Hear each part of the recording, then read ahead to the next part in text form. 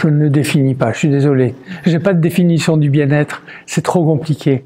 C'est ce que j'ai fait là dans mon exposé, c'est-à-dire j'ai toujours pensé en termes relatifs et relationnels.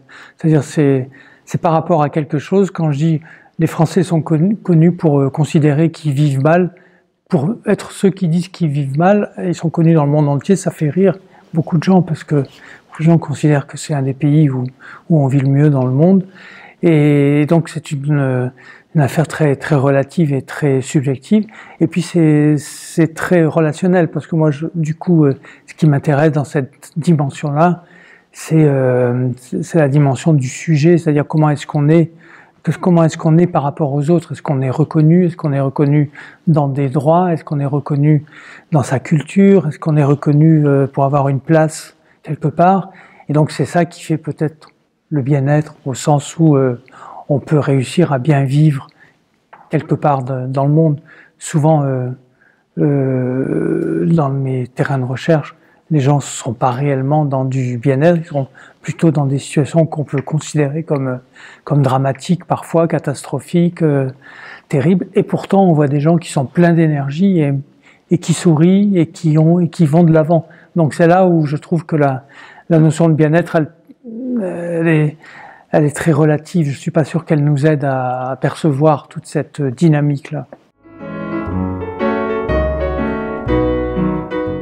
Il y a toujours sur le plan, on va dire, le premier plan auquel on pense quand on pense au bien-être, c'est-à-dire les conditions matérielles, les conditions de vie, le domaine économique, social, etc. On voit que quand même il y a beaucoup de transformations et souvent d'ailleurs on associe la migration à la mobilité sociale. Alors je pense que maintenant c'est quelque chose qui est largement insuffisant comme analyse, parce que là, c'est plutôt souvent des questions de vie, de projection vitale, de projection de vie ou de survie.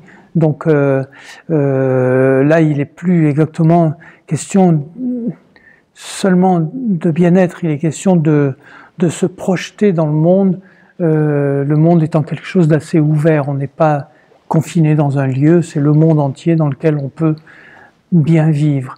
L'autre dimension, c'est plus peut-être psychosociologique.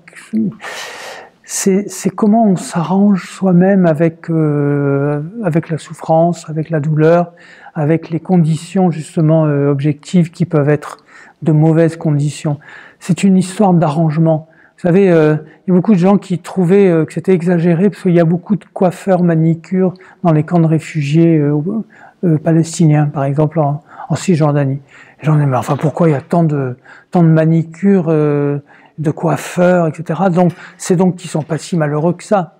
Et en fait, si c'est la manière de justement de s'adapter à des lieux qui sont très hostiles, qui sont pas du tout des lieux hospitaliers, mais de les transformer pour justement affirmer son existence, son désir de bien vivre, et pourquoi pas aller chez le coiffeur, aller chez le manicure comme n'importe qui, même dans des lieux où c'est très difficile. Donc ça fait partie de ces arrangements avec la douleur que souvent on attribue à des formes de confort qui seraient pas adaptées à des situations pauvres ou de misère ou de catastrophe. Et souvent, les gens réinventent, reformulent ces solutions de confort justement pour réussir à vivre dans ces contextes hostiles.